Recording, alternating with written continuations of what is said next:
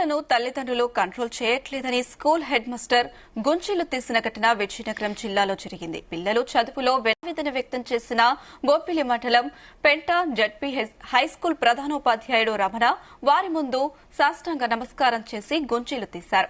మేము కొట్టలేము, తిట్టలేము, ఏమీ చెయ్యలేము, మీ దగ్గర చేతకాని వారిలా చేతులు కట్టుకుని ఉండాల్సిన పరిస్థితి వచ్చిందని ఆవేదన వ్యక్తం చేశారు. అంటే ఇంత చెప్తున్నా కూడా ఒకటిలో ప్రవర్తనలో మార్పు లేదు,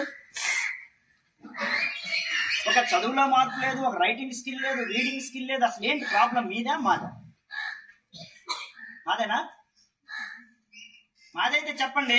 మీ అందరికి చిన్న దండం పెట్టి పడుకుని పెట్టి పెట్టేస్తాను. మీ అందరికి దండం పెట్టేసి వదిలేస్తాను. లేదంటే ఇలా నేను తీసుకుంటాను. మరి గుంజలు అయినా మీకు అందరికి కూడా మీ నేను పనిష్మెంట్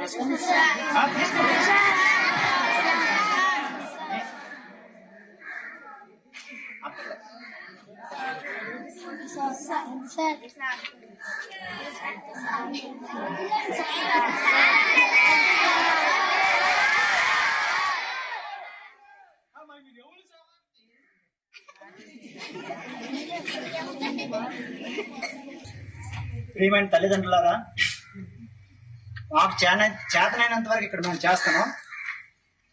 మీ పిల్లల్ని మీరు కనీసం కంట్రోల్ పెట్టకపోతే మీ స్కూల్కి పంపించడం వృధా అవుతుంది. ఎందుకంటే ఇక్కడ మా ఉపాధ్యాయులు మేము ఎంత కష్టపడి పనిచేసినా కూడా ఎలాంటి ప్రయోజనం ఉండదు. మీరు మీ పిల్లల్ని అదుపులో పెట్టుకోకపోతే మీరు పాఠశాలకు పంపించడం వృధా అవుతుంది. ఇది మైండ్లో పెట్టుకుని మీరందరూ కూడా మీ పిల్లల్ని చదువు కోసం పంపిస్తే శ్రద్ధగా ఇంటి దగ్గర చదివించండి. ఇంకా దేనికోసం అయితే పంపిస్తే పాఠశాలకు పంపించొద్దు. ఇది నా యొక్క విజ్ఞప్తి.